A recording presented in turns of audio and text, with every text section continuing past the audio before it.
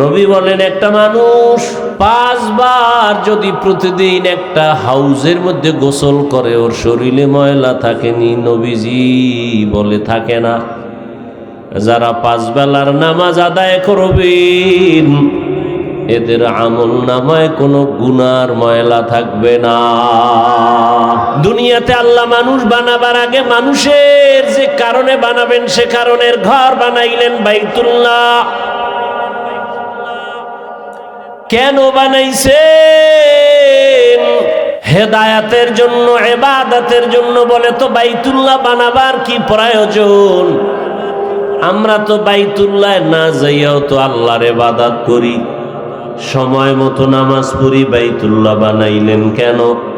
এর কারণ আল্লাহ তাআলা ফেরেশতাদের সাথে পরামর্শ করতে বসলেন। ও ফেরেশতা, আমি জমিনের মধ্যে খলিফা বানাবো। ইন্নী জাইলুম ফিল আরদি খলিফা।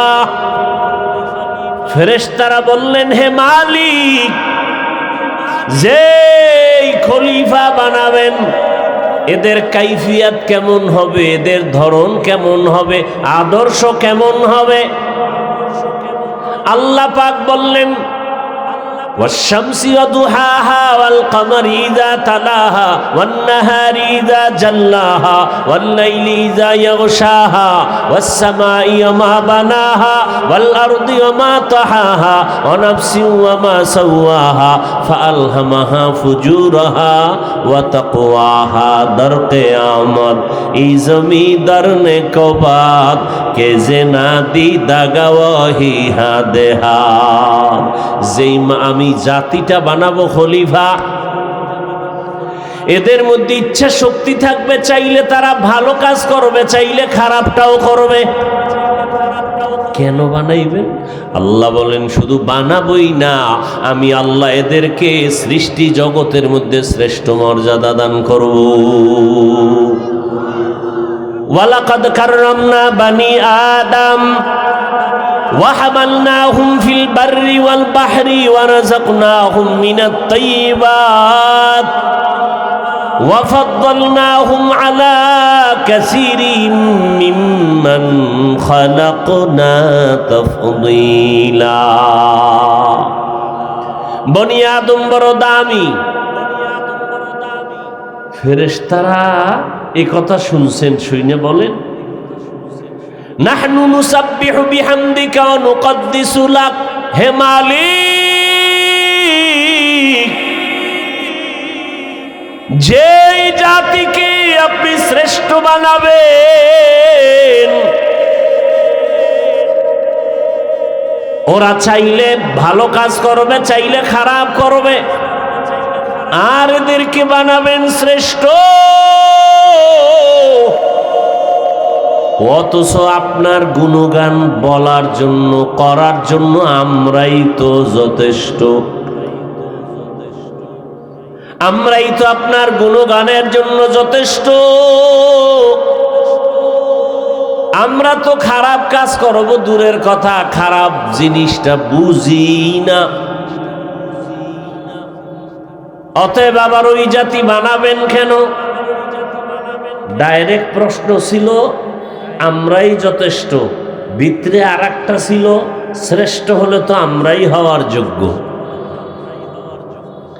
আল্লাহ তাআলা ডাইরেক্ট প্রশ্নের জবাব ডাইরেক্ট দিয়ে বললেন, ইন্নী আ'লামু মা লা তা'লামুন।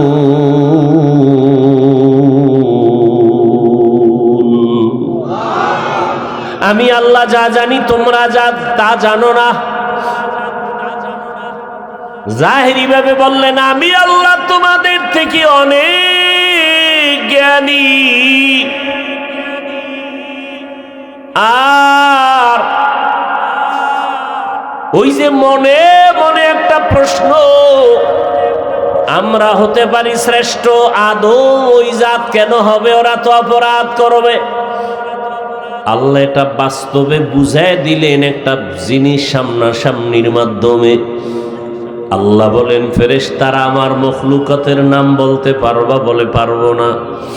আল্লাহ তাআলা আদমকে বললেন, ওয়াল্লামা আদামাল আসমা কুল্লাহা, আদম তুমি বলো, সব বলে ফেললো। ফেরেশতারা যখন সরাসরি দেখলো জ্ঞানের দিক থেকে আমাদের থেকে আদম অনেক আগানো, এইবার ফেরেশতারা দুর্বলতা প্রকাশ করে বললেন সুবহানাকা লা ইলমা লানা ইল্লা মা আল্লামতানা ইন্নাকা আনতাল আলিমুল হাকীম। ও দয়ার মালিক, আপনি যা শিখাইছেন তাই শিখছি, এর বাইরে আমাদের কোনো জ্ঞান নাই, কোনো ইলম নাই। আর মনে মনে যে একটু ধারণা করছিল শ্রেষ্ঠ আমরা হব, এই ধারণাটা নিজেরা বুঝতে পারছে আসলে এই ধারণা করা ঠিক হয়। এইবার আল্লাহর কাছে মাফ চাইলেন, আল্লাহ মাফ করে দেয়। তবে ডাইরেক্ট না। মুফাসসিরিনে কেরাম বলেন ক্ষমা চাওয়ার পেছনে একটা ওসিলা পেশ করলেন, আমল। কি ওসিলা? আমল। আমলটাকে ওসিলা পেশ করে বলেন, হে মালিক মাফ করে দেন। কি সে আমল? জমিন থেকে আমরা উপরে তাকাইলে দেখতে পাই আসমান। এই জমিন থেকে প্রথম আসমানের মাঝখানের জায়গাটারে দর্শনের ভাষায় বলে মহাশূন্য। নবীজি বলেছেন এর দূরত্ব 500 বছরের পথ। নবী বলেন আমি মেরাজে গেলাম, আল্লাহর ঘর থেকে আসমানের সফরে গেলাম। প্রথম আসমানে যখন গেলাম, গিয়া দেখলাম 2টা দরজা আছে, নূরের তালা লাগানো। সুবহানাল্লাহ। কিসের তালা? কয় দরজা? 2 দরওয়াজা বানানো, নূরের তৈরি তালা লাগানো। জিব্রাইল আমিন আমার সাথে, সফরের সাথী। আসমানে গিয়া জিব্রাইল বলল দরজা খুলে দাও দারোয়ান। দারোয়ান প্রশ্ন করল কে তুমি? কানা জিব্রাইল। আমাম মাআক, তোমার সাথে কে? বলে হুয়া মুহাম্মদ সাল্লাল্লাহু। দরজা খুলো। ভেতরের দারোয়ান বলে চাবি তো আমার কাছে নাই। চাবি কই? বলে চাবি, তালার চাবি হলো মুহাম্মদের হাতে। বিসমিল্লাহ বলবে, নূরের তালাটা সাথে সাথে খুলে যাবে। নবী বিসমিল্লাহ বললেন, তালা খুলে গেল। নবী বলেন আমি ভেতরে ঢুকলাম। প্রথম আসমান ঢুকলাম, ঘুরে ঘুরে দেখলাম। এরপরে ওখান থেকে আরেক আসমানের মাঝখানে ফাঁকা, 500 বছরের দূরত্ব, মহাশূন্য। এর উপরে দ্বিতীয় আসমান, এর উপরে আবার খালি জায়গা, মহাশূন্য। এর উপরে 3 নম্বর আসমান, এর উপরে আবার খালি জায়গা। এর উপরে চতুর্থ আসমান, এর উপরে আবার খালি। প্রত্যেক আসমানের দরজা 2টা। কয়টা? 2 দরজা। এক দরজা দিয়া, কেন দরজা? এক দরজা দিয়া মুমিনের রিজিক আসে, আর এক দরজা দিয়া মুমিনের বিড়ি টানার আমল আর সে আজিমে যায়। ভাইরা আমার, নবীজি বলেন 7 আসমানে গেলাম। নবী তো আছে, প্রথম আসমানে নবী, দ্বিতীয় আসমানে ঈসা নবী। যাইতে যাইতে সত্য আসমানের উপর একটা কাবা আছে। কাবা নাম হলো বাইতুল মামুর, নূরের বানানো কাবা। ফেরেশতাদের কাবা 70,000 করে কাফেলা হইয়া হইয়া ওই নূরের কাবা তাওয়াফ করে। একবার যারা সুযোগ পাইল, কিয়ামতের আগে আর সিরিয়ালে তারা আর সুযোগ পাবে না। ফেরেশতারা বললেন হে আল্লাহ, ওই বাইতুল মামুরের তাওয়াফের আমলটা ওসিলা বানাইয়া ক্ষমা চাই, মাফ করে দাও। যদিও আল্লাহর কুদরতে কোনো দোষ নাই, অন্যায় নাই, কিন্তু ফেরেশতারা ভাবলেন অন্যায়। কি কথায় কথা আসে, আদম নবী ভুল করছেন একটা, আল্লাহ কয় এটা আমার আদালতে ভুল না। আদম নবী কয় আমি মনে করি ভুল। এজন্য আদম নবী জমিনে আসছেন, আর বাইতুল্লাহর পার্শ্বে, আরাফার ময়দানের পার্শ্বে জাবালে রহমত নামের পাহাড়ের চূড়ায় গিয়ে আদম নবী আল্লাহর কাছে ক্ষমা চাইলেন। কি বইলা? কোরআনে আল্লাহ বলছেন, আদম নবী ক্ষমা চাইলেন, রব্বানা যালামনা আনফুসানা ওয়া ইল্লাম তাগফির লানা ওয়া তারহামনা লানাকুনান্না মিনাল খাসিরিন। আল্লাহ আদম নবীরে মাফ করে দিলেন। ফেরেশতারাও সেই বাইতুল মামুর নূরের তৈরি কাবা 7 আসমানের উপরে এর তাওয়াফের ওসিলা বানাইয়া ক্ষমা চাইলেন। কি বানাইয়া ক্ষমা চাইলেন? ওসিলা। ওসিলাটা কি? আমল। ওসিলাটা কি? আমল। আমলকে ওসিলা করে ক্ষমা চাও। ভাইরা আমার, এবার আল্লাহ কয়, অন্যায় করো নাই, ভাবছো অন্যায়, আর সেই জন্য যদি বাইতুল মামুরের তাওয়াফকে ওসিলা বানাইয়া আমার কাছে ক্ষমা চাও, আমি যেই জাতিকে শ্রেষ্ঠত্বের মর্যাদা দিয়ে পাঠাবো, এরা তো চাইলে ফাআলহামাহা ফুজুরাহা ওয়া তাকওয়াহা, চাইলে তারা নেকও করতে পারবে, গুনাহও করতে পারবে। আমার গুনাহগার গোলামেরা যখন গুনাহ করে ফেলবে, তাদের জন্য তো একটা ক্ষমার ওসিলা পেশ করার ব্যবস্থা করা দরকার। ও জিবরাইল, যা, জমিন যেখানে তৈরি হবে তার মাঝখানে আমি একটা কাবা বানাবো। এটা ফেরেশতার কাবা না, আমার বান্দার কাবা।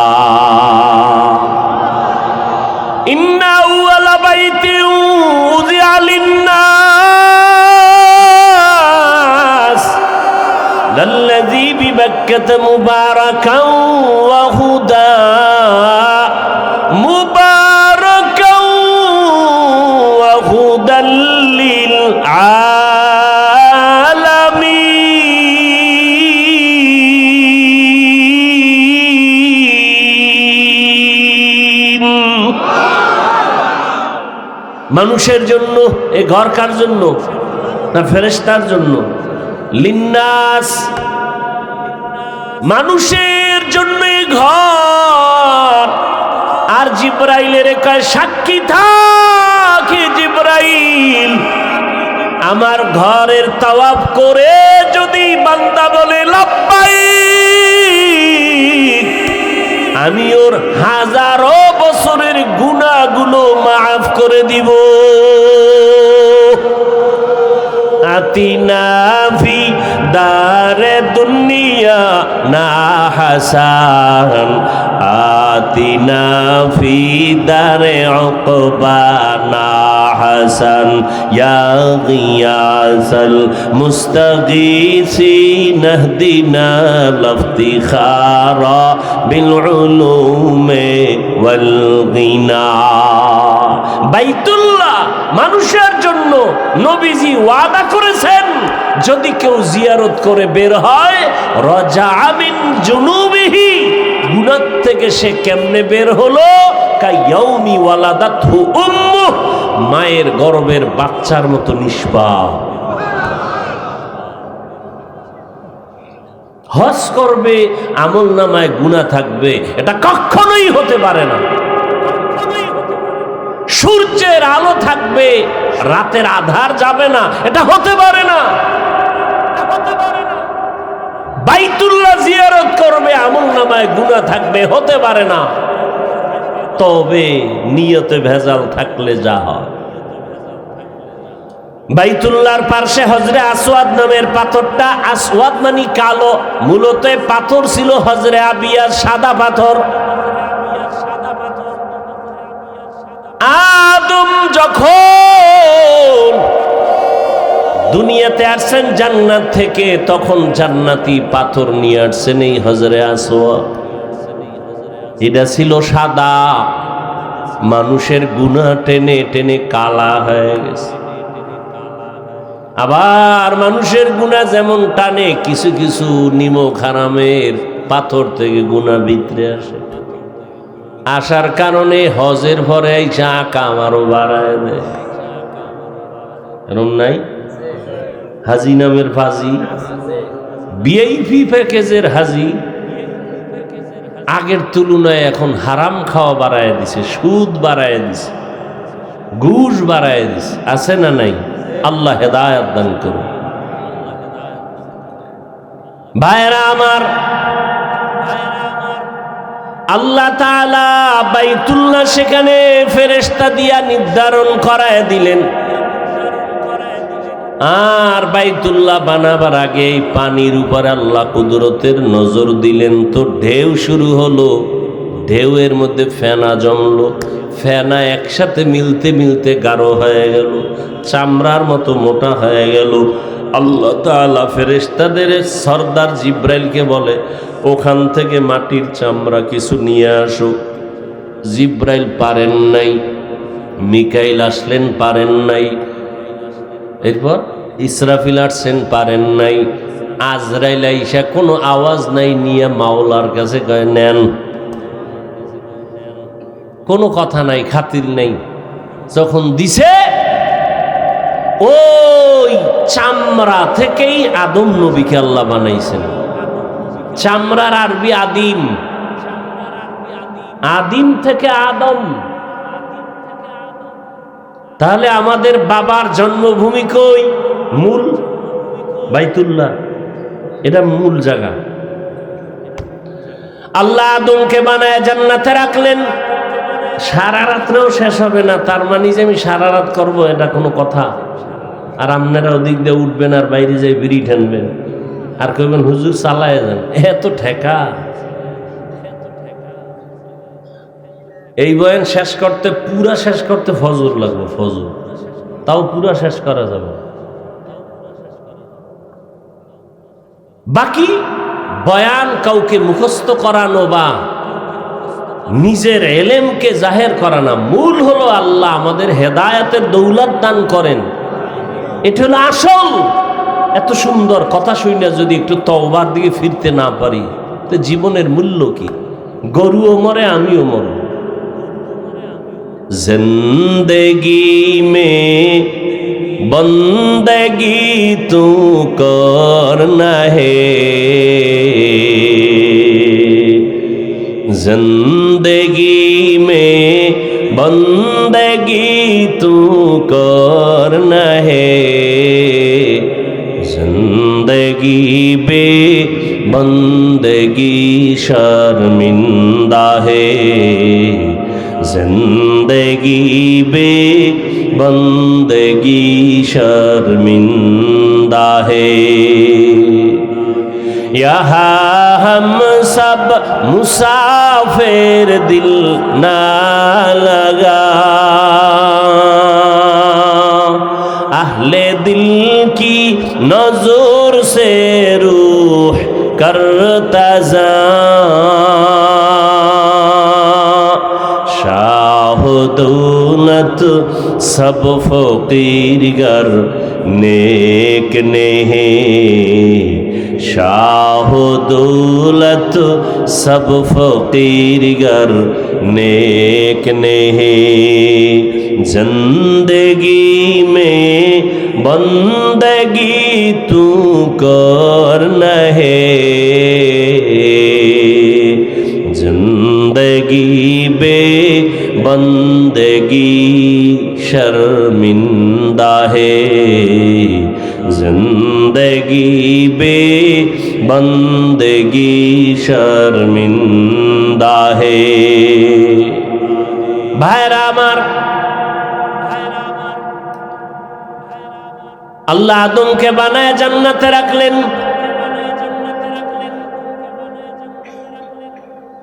আদম নবীকে ঘুম পাড়ায় দিলেন। আর তার পৃষ্ঠের থেকে আল্লাহ পাক আম্মা জান হাওয়া আলাইহিস সালামকে বানালেন। আম্মা জান বিশ্ব সুন্দরী রূপসী রমণী হাওয়া বানায় দূরে রাখলেন। আদম নবী ঘুমাচ্ছেন, ঘুম থেকে উঠা তাকায় দেখে অপরিচিত রমণী দাঁড়ানো, দিলের আকর্ষণ চলছে ওদিকে আগাবে। আল্লাহ কয় দাঁড়াও হে আদম, মহারানা আদায় না করে আগানো যাবে না। মহর কেমনে আদায় করবা? আমার হাবিব মুহাম্মদের নামে 11 বার দরুদ শরীফ পড়ো। हर के बाशद आमिले सल्लो मुदम आतिशे दो जुक्षवद बरवाए हारा। দরুদের দাম আছে না নাই? পড়েননি? কোন সময়? জেলাপি যতক্ষণ গরম, হ্যাঁ সব সময় দরুদ পড়বেন, হাঁটতে চলতে উঠতে বসতে, তার মানে বাথরুমেও। যত বেশি দরুদ পড়বেন চেহারায় তত নূর বাড়বে, আমলে তত বরকত হবে, রিজিকে বরকত হবে। কমপক্ষে 300 বার দরুদ সাল্লাল্লাহু আলাইহি ওয়া আলিহি ওয়া সাল্লাম, সাল্লাল্লাহু আলাইহি ওয়া আলিহি ওয়া সাল্লাম। বেশি বেশি ঘুম আসে না, দরুদ পড়তে পড়তে ঘুমায় যাবে। আল্লাহ সবাইকে দরুদের আমল করার তৌফিক দান করেন। ও পর্দার আড়ালের আম্মা জানেরা, বোনেরা, ও আমার কলিজার যুবক বৃদ্ধ বাবাজিরা, কয়দিনের দুনিয়া দেখতে দেখতে দেখতে দেখতে শরীর কেমন যেন দুর্বল হয়ে গেল, শক্তি দুর্বল। আগের মতো খাইতে পারি না, আগের মতো দৌড়াতে পারি না। এই যুবকেরা, দাদার দিকে তাকায় দেখ, তিনিও কিন্তু তোমার মতো যুবক ছিল। আজকে লাঠি ছাড়া চলতে পারে না। ওই তোমার মতো যুবক থাকতে একটা মরিচ পোড়া দিয়া খানা পান্তা ভাত খাইয়া যেই লাভ দিত, এখন সে বিরিয়ানি কোরমা খাইয়াও সেই শক্তি আর। কাদের কুদরতুদারি বরকামাল আন্তা রব্বি আন্তা হাসবি যুল জালাল। আল্লাহ তাআলা ইবাদতের ঘর বানাইলেন বাইতুল্লাহ। আদম নবীকে জমিনে পাঠাইলেন, আম্মা জান হাওয়াকেও পাঠালেন। ঘটনা মাঝখানে অনেক আছে। দুজন, আদম নবী চরণদ্বীপ ভারতে, আম্মা জান হাওয়া জেদ্দা। এই ভারতের জমিন থেকে আদম আলা নবিয়িনা ওয়া আলাইহি সালাতু ওয়াস সালাম পায়ে হেঁটে হেঁটে গিয়া বাইতুল্লাহ হজ করেছেন 1000 বার। কি বলবেন? নাউজুবিল্লাহ। কয়বার? 1000 বার। ভারত থেকে হেঁটে হেঁটে বাইতুল্লাহ গিয়া হজ করছেন। তাহলে ভারত কত বরকতপূর্ণ জমিন বুঝেননি? কথা গান। পৃথিবীর ইতিহাসে ভারত থেকেই হজ ব্রত শুরু হয়েছে বাবা আদম নবীর দ্বারা। কতবার? 1000 বার, 300 বার হজ, 700 বার উমরা। ভাইরা আমার, তাহলে ভারত আমার বাবার দেশ। কথা বলে কার দেশ? ফেসবুকে লিখবি না ভারতের দালাল আইছে এক হুজুর, বদমাস কোথাকার, মূর্খ কোথাকার, ইতিহাস জানো না? দিল্লি শহর রাজধানী ভারতের এখনো দাঁড়ানো আছে মুসলমানের ঐতিহ্য কুতুব মিনার। আছে না নাই? আমাদের এটা গর্ব না? শুধু কি তাই, গোটা দুনিয়ার যত ইসলামের খেদমত চলে সব ইসলামের খেদমতের পাওয়ার হাউস ভারত। কোথায়? দেওবন্দ। হয় না বানায় বলতেছি, সাহস থাকলে অস্বীকার করো। এগুলি বলা আমার অপরাধ? হ্যাঁ, এই ইতিহাস কয়জনে জানে কন্ত? ফট করে ফেসবুকে লাগবে ভারতের দালাল, তোর 14 গোষ্ঠী দালাল, আমরা দালাল না, আমরা মদিনার দালাল। আমরা মদিনার দালাল দেখে টুপি পরেছি, দাড়ি রেখেছি, নামাজ পড়ি, মানুষকে নামাজের জন্য পায়ে ধরি। আল্লাহ হেদায়াত দান করুন। আসলে কি জানেন, যে চোর সে সবাইরে চোর কয়, জানো ওরে কেউ চোর কইতে না পারে, এটা একটা নিয়ম। যে দালাল ওরে যেন কেউ দালাল বলতে না পারে, এই জন্য অন্য নির্দোষীদেরকে দালাল বলে। আল্লাহ হেদায়াত দান করুন। ওলামায়ে কেরাম ভালো করে খেয়াল করেন,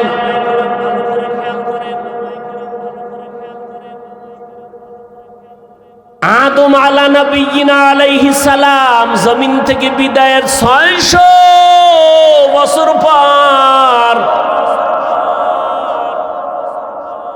একই ধারাবাহিক বলতেছি না, মাঝখানে অনেক কথা থুইয়া যাইতেছে। মা হাওয়ার সাথে মোলাকাত হইছে না, দুইজনে সংসার শুরু করছে। আগুন নাই, জিব্রাইলের কয় জিব্রাইল আগুন নিয়ে যা, আদম রান্না করবে কেমনে? এমন আগুন দিছে যে তরকারি সুদ্ধা পাত্র সব পুরা ছাই। এখন আদম কয় আল্লাহ আগুন দিলে এই আগুন। আল্লাহ কয় জিব্রাইল আগুনের সমুদ্রে নিয়ে 3 বার চুবানি দাও, 3 বারে 3000 বছরের তাপ কমে গেছে। এবার বাকি আদমরে দিয়া বাকিটা পাহাড়ের পাথরে ফেলে দাও, জন্য পাথরও আগুন আছে, পানিতেও। এই কি আমি ঘুমের থেকে স্বপ্ন দেখে কইতেছি মনে করতেছি? সংসার শুরু করলেন দুজন মিলে মিলে, দুইজনার বছরে বছরে 2 জন সন্তান, 1 ছেলে 1 মেয়ে। পরের বছর আবার 1 ছেলে আর 1 মেয়ে। আগের বছরের ছেলে পরের বছরের মেয়ের সাথে বিয়া,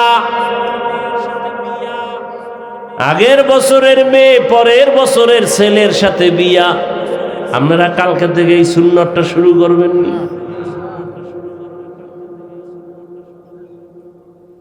আমরা কি আদমের উম্মত নি? কোন নবীর উম্মত? তাহলে আমগো শরীয়তে এটা চলবে? ভাইরা আমার, দুজন সন্তান, কিন্তু একজন সন্তান আছে, একা, কোনো বোন নাই। শীশ আলাইহিস সালাম। অনেক ইতিহাস। আদম নবী চলে গেলেন জমিন ছেড়ে, এর 600 বছর পরে পৃথিবীর ইতিহাসে জমিনে মূর্তি পূজা শুরু হয়। কি পূজা শুরু করাইল কে? বড় হুজুর মিস্টার ইবলিস। মূর্তি পূজা শুরু হতে হতে আরো 600 বছর, টোটাল কত হইল? এই 1200 বছরের মাথায় পৃথিবীতে একটা মানুষ ছিল না যে মূর্তি পূজা করে নাই। ঠিক সেই সময় আল্লাহ পাঠাইলেন নূহ আলাইহিস সালামকে। নূহ নবী এসে দাওয়াতের কাজ করলেন 950 বছর। সব মূর্তি পূজার গোষ্ঠীদেরকে নবী দাওয়াত দিয়ে মাত্র 40 জনারে ফিরাই আনছে। কয়শো বছরে কয়জন? 950 বছরে দাওয়াত দিয়ে কয়জন আইছে মূর্তি পূজার থেকে ফিরিয়া? মাত্র 40। আল্লাহ কইলেন শেষ, আর একটাও ফিরবে না। নূহ নবীকে যদি নাই ফিরে মারো, এমন এক গজব দাও একটাও যেন না থাকে। দোয়া করলেন নূহ নবী, কোরআনের আয়াত, قال نوح رب لا تذر على الأرض من الكافرين ديارا إنك إن تذرهم يضلوا عبادك ولا يلدوا إلا فاجرا كفارا رب اغفر لي ولوالدي ولمن دخل بيتي مؤمنا وللمؤمنين والمؤمنات ولا تزد الظالمين إلا تبارا মুসা নূহ নবীর দোয়া কবুল হয়ে গেছে। নবী কয়, আল্লাহ কয় নবী এবার একটা বিশাল বড় জলযান বানান। কি যান?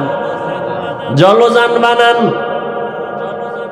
40 জন মুমিন আর পশু পাখিদের মধ্যে জোড়ায় জোড়ায় একটা একটা 2 গরু, 2 ছাগল, 2 হাতি, 2 ভেড়া সব উঠাইবেন ওটার মধ্যে। ওটার নাম কি? এটার নাম কি? কিস্তি মানে কি? তা নৌকা বলা গুণা হইব, গুণা। জাহাজ, বিশাল জাহাজ। নৌকার কত বড় হয়? 2টা হাতি রেখে নৌকায় 40 জন বন্যা দেন, টের হইবেন নৌকার তলা কই আর আমনে কই। এটা ফাও কথা আমাদের মধ্যে মশহুর হয়ে গেছে, গলত। নৌকা না জাহাজ? জাহাজ বানাইতে বললেন। এরপর তো ঘটনা আপনারা জানেন, কত আর কব। সব শেষ হয়ে গেল তুফানে। ওই জাহাজে 40 জন মুমিন আর নূহ নবীর 3 সন্তান, হাম, শাম, ইয়াফাস। আর একটা তো উল্টা পাল্টা কইরা শেষ, ওটা ধ্বংস হয়ে গেছে। ওটা বাপের দায়ে উঠবে না, এর পাওয়ার বেশি। হায় হায়, আলেমদের সামনে অনেকে পাওয়ার দেয় না। কারো পাওয়ার টিকবে না। মুকুটহীন সম্রাট কোরআনওয়ালা, এদের পাওয়ারই টিকবে। ভাইরা আমার, নতুন ভাবে আবার দুনিয়াটা আবাদ হলো পয়গম্বর নূহ নবীর 3 সন্তানের মাধ্যমে। এই জন্য নূহ নবীকে বলে দ্বিতীয় আবুল বাশার, দ্বিতীয় আদি পিতা। কারণ নতুন ভাবে আবার দুনিয়া আবাদ হয়েছে কার দ্বারা?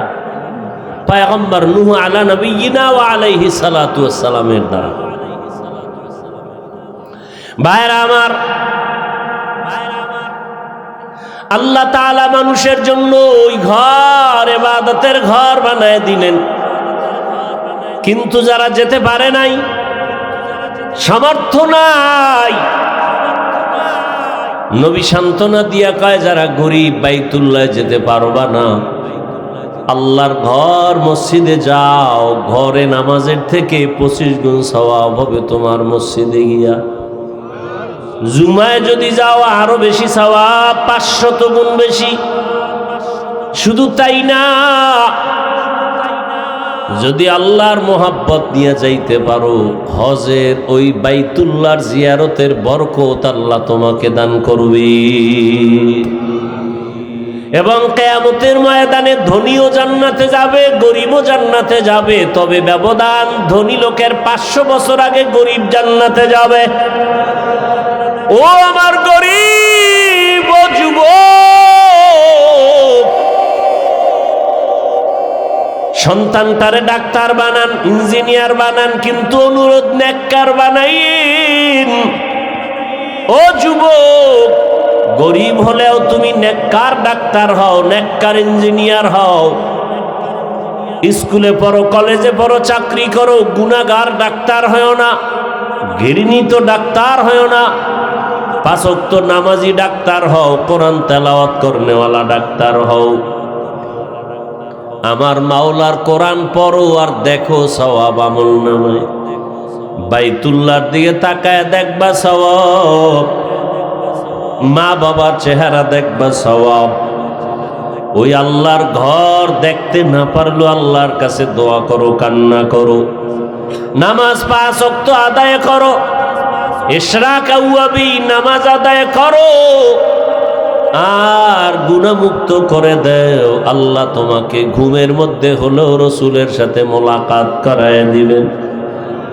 এখনো সময় আছে, তওবা করে নেও। ও পর্দার আড়ালের আম্মা জান, আপনার মতো দামি মা আর কে আছে? আপনারা তো নবীদের মায়ের মতো মা, সাহাবায়ে কেরামদের মায়ের মতো মা, হাফেজে কোরআনের মায়ের মতো মা। এরে আম্মা জান, আপনারা তো ঈসা নবীর মা মারিয়াম আলাইহিস সালামের মতো দামি। আপনারা তো খাদিজাতুল কুবরা রাদিয়াল্লাহু আনহার মতো, আয়েশা রাদিয়াল্লাহু আনহার মতো। আল্লাহ সন্তান দান করছেন, নামাজ আদায় করে সন্তানটাকেও নামাজি বানান। ইঞ্জিনিয়ার বানাবেন, বাধা নাই। প্রফেসর বানাবেন, বাধা নাই। ডাক্তার বানাবেন, বাধা নাই। এখনো সময় আছে, তওবা করেন, স্বামীর মাল হেফাজত করেন, নামাজ আদায় করেন।